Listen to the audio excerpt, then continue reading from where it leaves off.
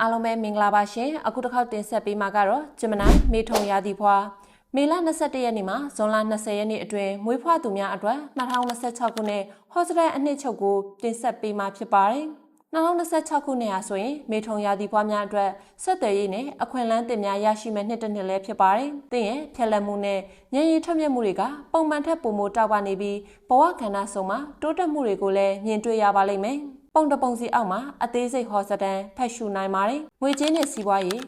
ငွေကြေးပိုင်းမှာတော့ဝင်ငွေလမ်းကြောင်းမျိုးစုံပေါ်ပေါက်လာတဲ့နှစ်တစ်နှစ်ပဲဖြစ်ပါတယ်။အဓိကအလုပ်အပြင်ဘေးပန်းအလုပ်များမှာငွေဝင်ကောင်းပါမယ်။အထူးသဖြင့်စကားပြောခြင်းရေးသားခြင်းဒါမှမဟုတ်နည်းပညာနဲ့ပတ်သက်တဲ့အလုပ်တွေကနေအကျိုးအမြတ်ရရှိပါလိမ့်မယ်။ရေတိုရင်းနှီးမြှုပ်နှံမှုတွေကနေအကျိုးအမြတ်မြန်ရတတ်ပါတယ်။ဒါပေမဲ့အပြောကောင်းသူတွေရဲ့လှည့်ပြားမှုကိုမခံရအောင်စာရွက်စာတမ်းတွေကိုတိကျစစ်ဆေးသင့်ပါတယ်။စိတ်မြန်လက်ပြန်နဲ့အသုံးဖြုံများတတ်တာကြောင့်ငွေကြေးစီမံခန့်ခွဲမှုကိုအထူးဂရုစိုက်ဖို့လည်းလိုအပ်ပါတယ်။အချစ်ရည်နဲ့အိမ်တော်ရင်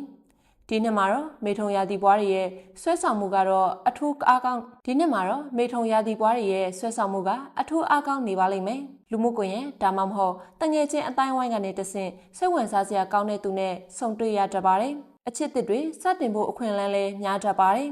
အိမ်အောင်ဖက်နဲ့အတူဝါသနာအသစ်တစ်ခုခုအတူတူလှုပ်ဆောင်ခြင်းဖြင့်ဆက်ဆံရေးကိုပုံမနှွေးထွေးစေနိုင်ပါတယ်အလုပ်အကိုင်ဆိုရင်တော့အလုပ်အကိုင်မှာတော့လုပ်ငန်းခွင်မှာတည်ထွင်ဖန်တီးမှုနဲ့ဆက်သွယ်ရေးကတင့်ကိုအောင်မြင်မှုစီပို့ဆောင်ပေးပါလိမ့်မယ်။တင်ယူလေစိတ်ပြင်းပြနေတဲ့နှစ်တစ်နှစ်ဖြစ်တာကြောင့်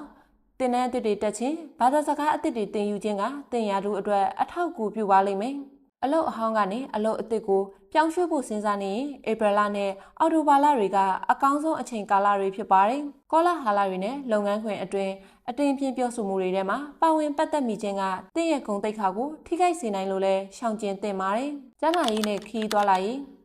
စိတ်ကြောက်ခဲ့ဖြစ်တာနဲ့အာယုံကြောအားနေတာမျိုးဖြစ်တတ်ပါတယ်။တရားထိုင်ခြင်းဒါမှမဟုတ်ယောဂကျင့်ခြင်းကတင့်အတွက်အလွန်အကျိုးရှိပါလိမ့်မယ်။အဆုတ်နဲ့အသက်ရှူလမ်းကြောင်းဆိုင်ရာကျန်းမာရေးကိုဂရုစိုက်ပါ။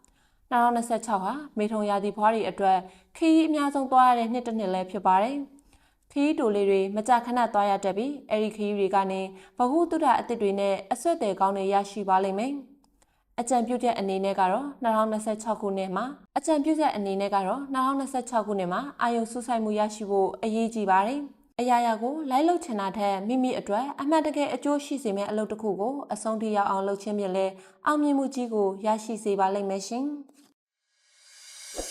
ကျမတို့ရဲ့နေလာ channel ကို like subscribe လုပ်ဖို့မမေ့ပါနဲ့နော်။